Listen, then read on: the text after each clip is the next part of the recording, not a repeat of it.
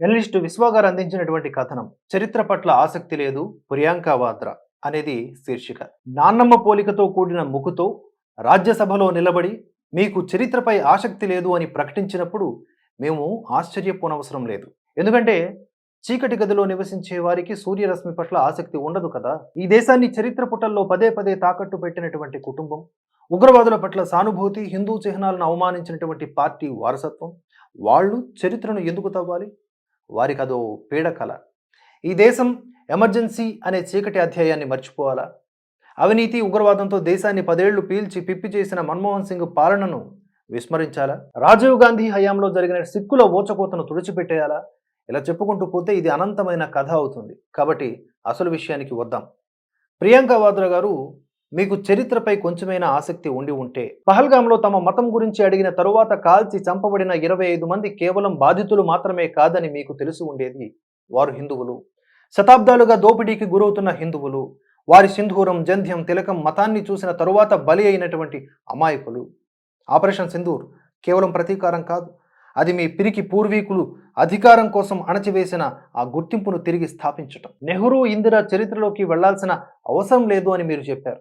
అది ఎలా అవసరం లేదు? అవసరం ఉంది. ఎందుకంటే నెహ్రూ ప్లేట్లో పెట్టి పీఓకేను పాకిస్తాన్కు దారపోశారు. కశ్మీర్ సమస్యను ఐక్యరాజ్య సమితికి తీసుకువెళ్లి భారతదేశ ఆత్మగౌరవాన్ని కాలరాసింది ఆయనే. మరి ఇందిరాగాంధీ 1971 యుద్ధంలో పాకిస్తాన్కు బుద్ధి చెప్పి పీఓకేని తిరిగి పొందే సువర్ణావకాశాన్ని ఆమెకు వచ్చినా కేవలం అధికార కుట్రల కారణంగా దాన్ని వదిలేశారు. చరిత్రలోని ఈ చీకటి మలుపులు మీకు కనిపించడం లేదా? మీకు చరిత్రపై కాస్త ఆసక్తి ఉంటే మీ సొంత పార్టీ కోర్టుకు వెళ్ళి రాముడు ఊహాజనితం అని చెప్పిందని, రామసేతువుని పురాణం అని ప్రచారం చేసిందని గుర్తుండేది. ఆ తర్వాతే కదా మీ తల్లి శ్రీరామ జన్మభూమి ఆలయం భూమి పూజ ఆహ్వానాన్ని గర్వంగా తిరస్కరించింది. ప్రార్థనా స్థలాల చట్టంతో కాశీ, మధురల్లో హిందూ పునరుజ్జీవనాన్ని ఆపాలని చూశారు. ఇప్పుడు హిందువులు మేల్కొని తమ విశ్వాసాన్ని నిలబెట్టుకుంటుంటే దాన్ని రాజకీయం అని పిలిచి అవమానిస్తారా? మీ తాత భారత్ ఏక్ ఖోజ్, భారత్ ఒక అన్వేషణ అని రాశారు. కానీ మీరు, రాహుల్ గాంధీ, భారత్ ఏక్ ఖోఖ్లా, భారత్ ఒక బోలు అని నటించడంలో నిమగ్నమై ఉన్నారు. మీ భర్త మతం, మీ మతం మీకు తెలుసు, కానీ దేశానికి ఇంకా రాహుల్ మతం అర్థం కాలేదు.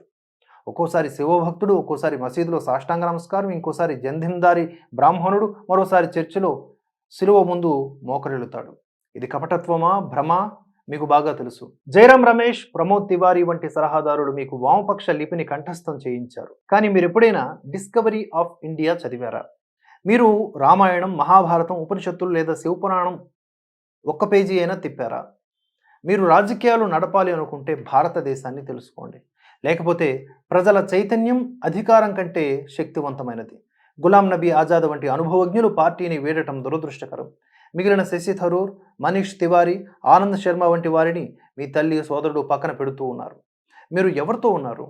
మీరు నిజంగా కాంగ్రెస్ను కాపాడాలి అనుకుంటే హిందుత్వకు వ్యతిరేకంగా విషం చిమ్మడం ఆపాలి. మీ నాయకుల నుంచి దేశ వ్యతిరేక ప్రకటనల్ని కట్టడి చేయాలి.